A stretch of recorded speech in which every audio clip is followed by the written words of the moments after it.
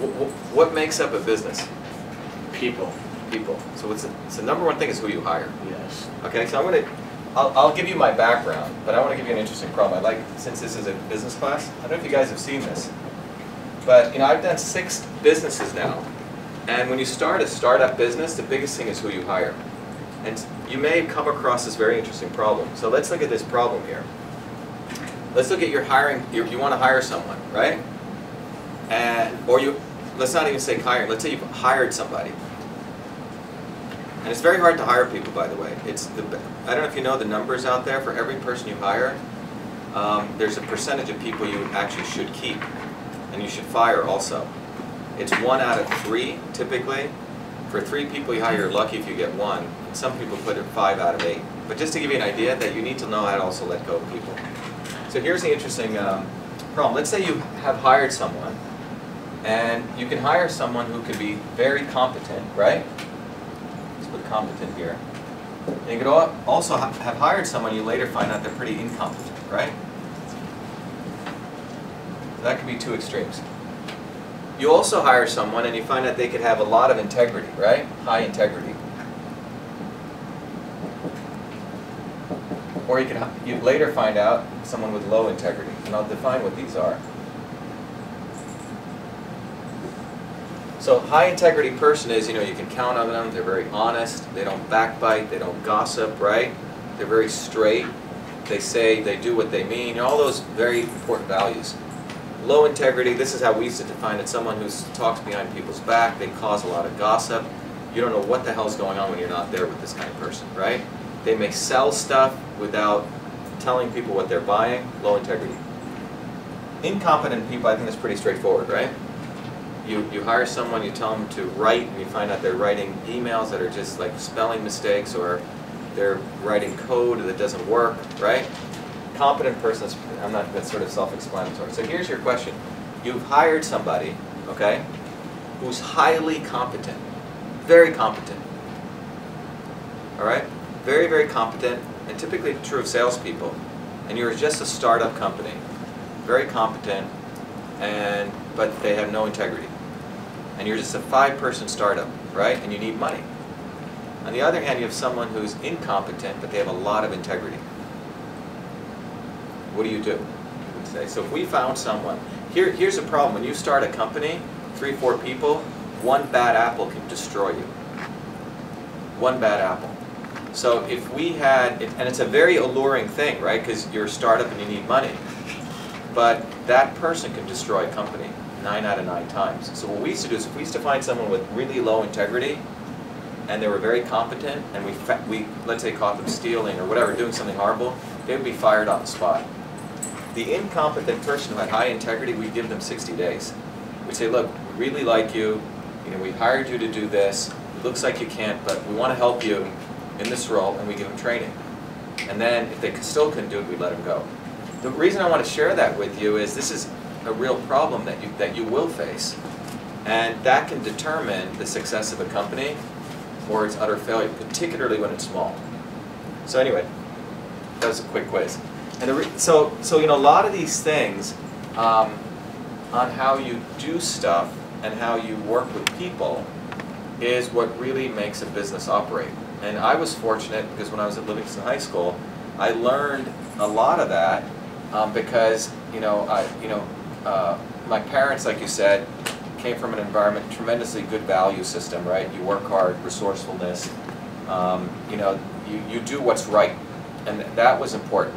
Livingston High School had a phenomenal set of teachers who taught me that. I mean, we had teachers who would work here and then had other jobs, right?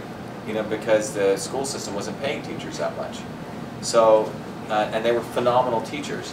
So there was always this sense of, you take responsibility what you do great work. And those are things that are very, very important, because if you can find 5 people like that to form a company, you can do amazing things.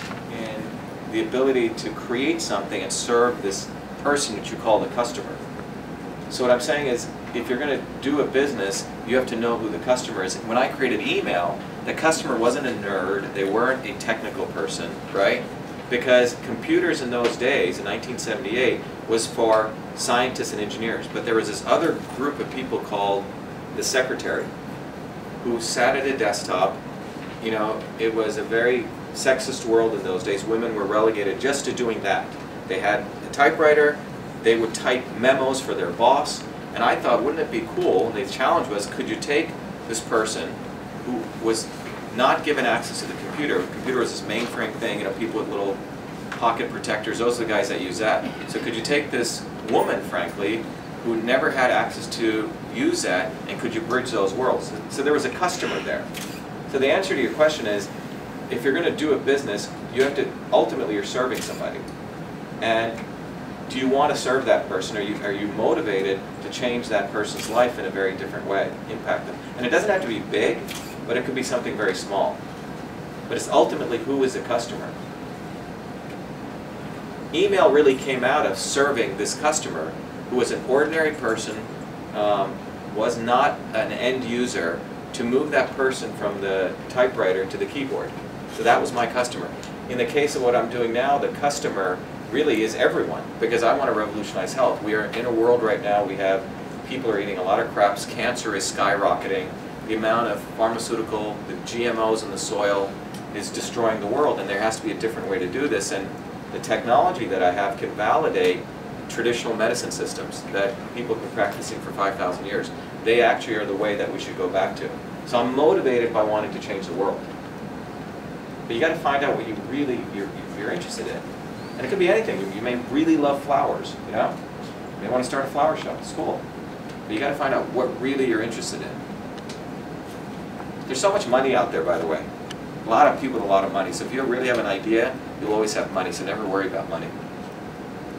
There are 3 ways that human beings make decisions. One is through instinct, like animal instinct. Animals do that.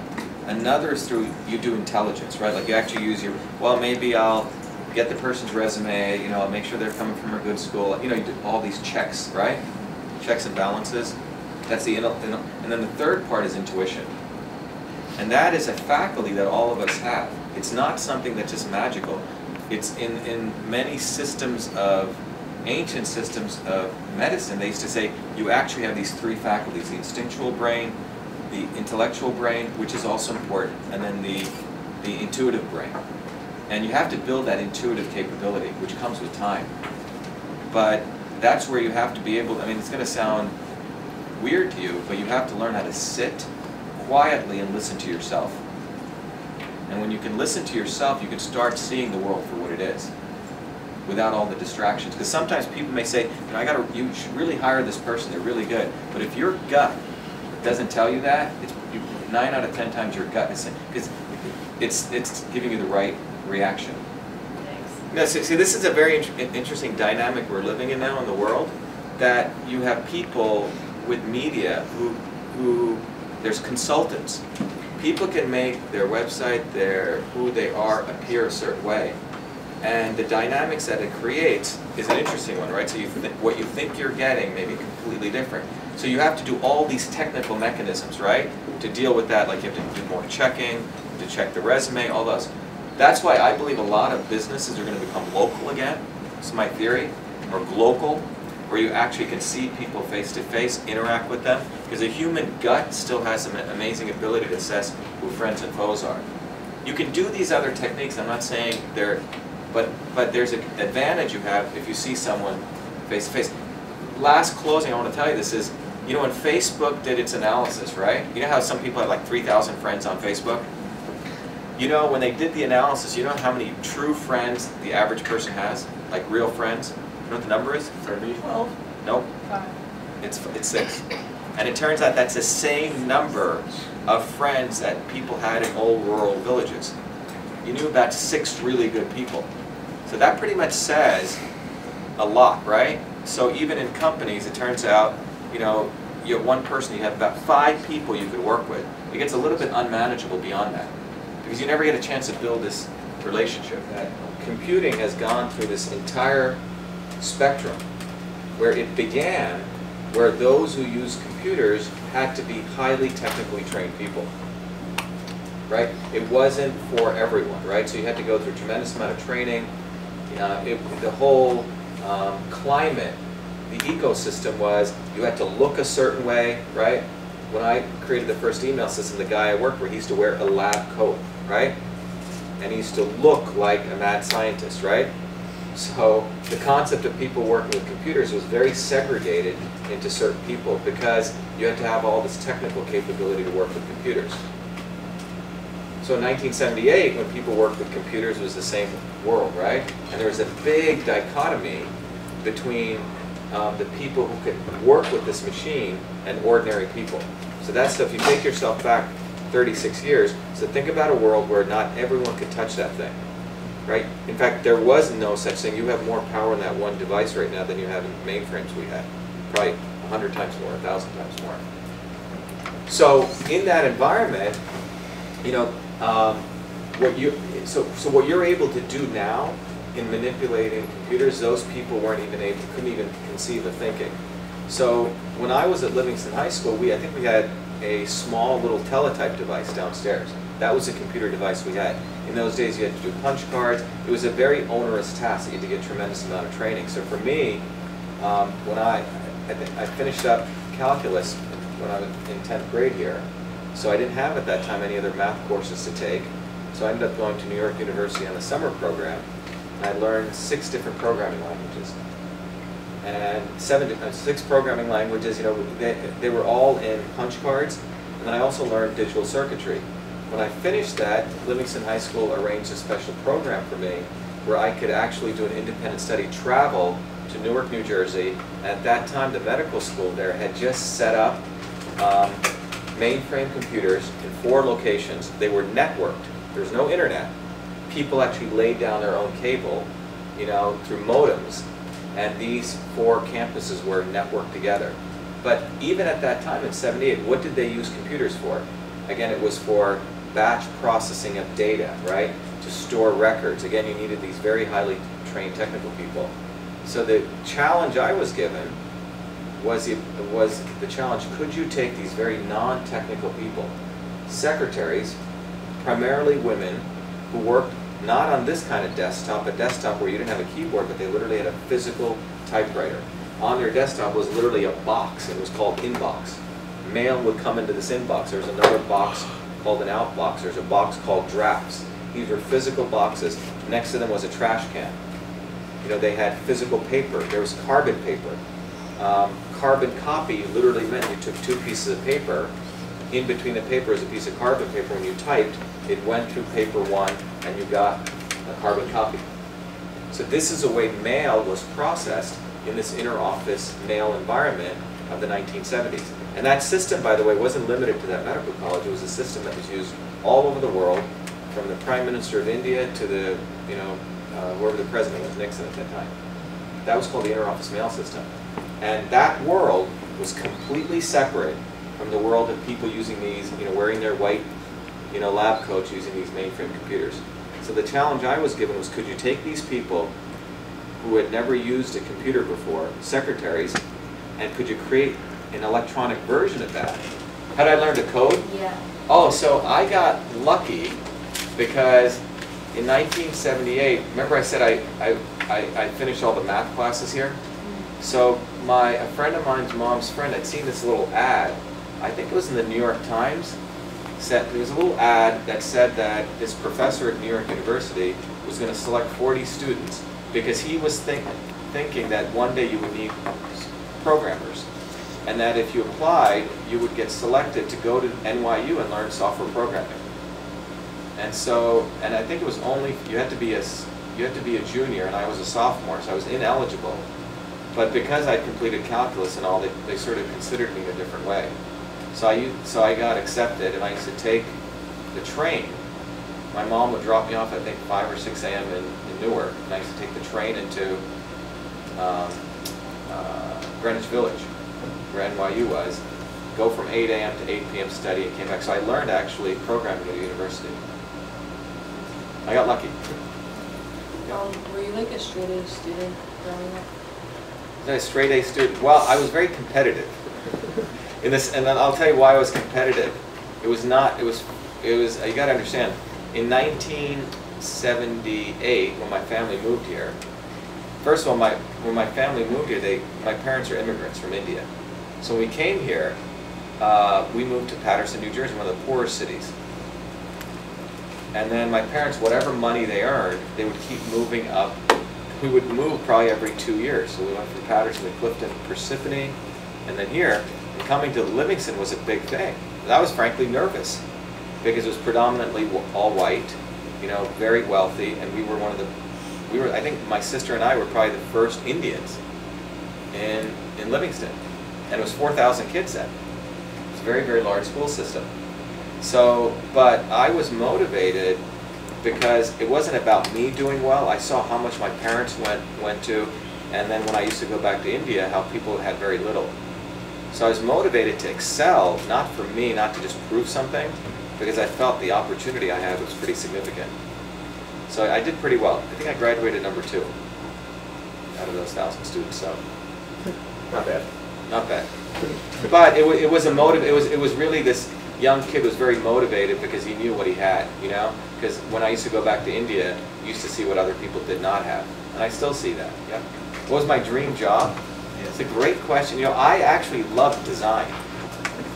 I really love. You know, I have also a degree in architecture and visual design. So a lot of what I do, you know, if you look at your screens on your computer, how many people have iPhones here? Most people? How many people have Androids? Okay. So if you look at these devices, right, the reason people like these devices is a user interface, right, how easy it's to use. And so I love that field actually, design. I love architecture, art, and design because particularly user interface design is because it's not only how it looks visually, but it actually has to have functional value.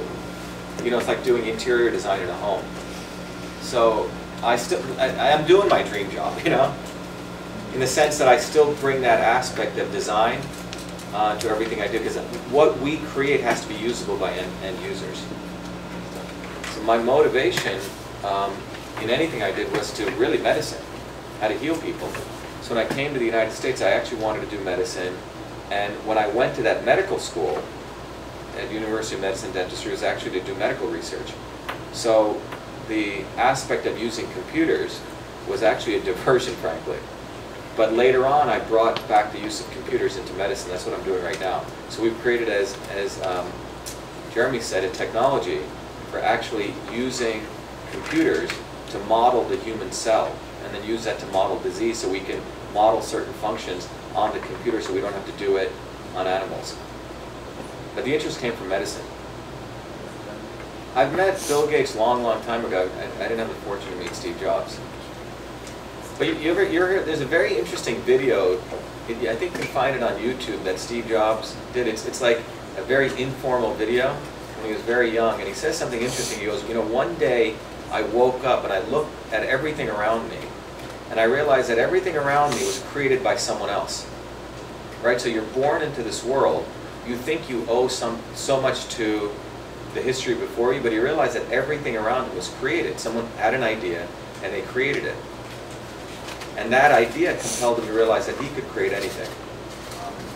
Part of what you'll find is that the small businesses that you're doing, the values that you learn how to do it, are far more interesting than, in fact, large businesses today, and the motivations that drive those businesses. In many ways, I could argue, have put the world in this kind of state, because the thing that drives them, there's a theory that what drives people to create is the desire to make tons of money.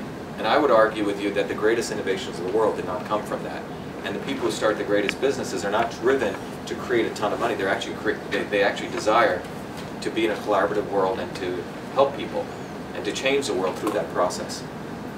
So my journey at Livingston High School really began in this environment of tremendous support, you know, tremendous desire for excellence. You know, very competitive environment here, right? You live in relatively a very wealthy neighborhood. You know, when my family came here, we moved to Paterson, New Jersey. It's one of the poorest cities.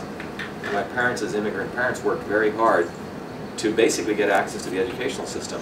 So what you have and the access you have is, you know, you're part of 0.0000001% of the human population. And you should value that and take advantage of it. So, I mean, we'll have a discussion here, but that's what I wanted to share with you, and I could talk to you more about businesses I've done. I've done 6 companies. We just started a new company called Cytosol, and we frankly don't want it to be big. We're trying to keep it small.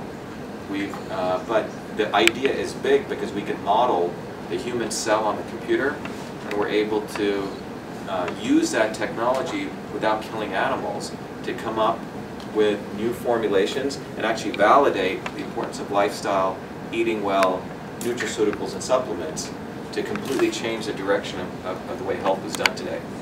You actually had to get in there and write this code. The code only had very little memory to run in, so you had tremendous amounts of challenges. And so email got created out of that, but the circumstances in which email got created out of was a phenomenal group of teachers at Livingston High School who changed the rules so I could travel to Newark, a great mentor, a supportive family, and in that ecosystem is where email was born. And the reason I'm sharing this with you is that big technologies, there's a theory that big technologies need to come from big institutions. And the fact is email was invented by a Livingston High School student in 1978 who did it not for fame, not for fortune, but did it primarily because he was motivated to do something different and bridge these worlds. That's what email is. Email was a first end user application. It was easy to use. And that's not something you should diminish in any way, because if you think about what Steve Jobs did was, before Jobs created the computer, you guys know how you had a computer at home? You literally had to go to Radio Shack. You'd buy these parts and you put them together and you create your own computer. So he wanted to move that process, which is a very technical process, to a simple process. And that itself is a very important aspect of innovation. So the drag and drop thing you're using, that you used to do, you're learning to program in, I can tell you that to get to that level, that itself is a huge innovation to use the tool that you're doing. So that's what email was, and my journey, in programming as both an inventor and a scientist really started at Livingston High School. And what I want to compel on all of you is that I shared this in this other class, that you're literally, probably 0.000000001% of the human population. I don't know if you know what I mean by that. There's 7.2 billion people in the world. By the way, 50% of the world's population is now below the age of 25. I don't know if you knew that. And of that world population, the amount of access that you have is pretty phenomenal. And I can honestly say that the education I got at Livingston High School, the fundamentals was far better than MIT. No question about it. And I'm sure that the stuff that you're learning here today is pretty significant, because Livingston High School really manufactures, believe it or not, amazing students that these universities really get. They get to put their brand label on. So what I can challenge you to do is take advantage of what you guys have got here, because it's a tremendous amount. And email and TV were both created by 14-year-old kids before they went to big institutions. And the things you guys can invent in 2014 is limitless. And you should really think about that, what you're capable of doing as an individual in this environment that you have.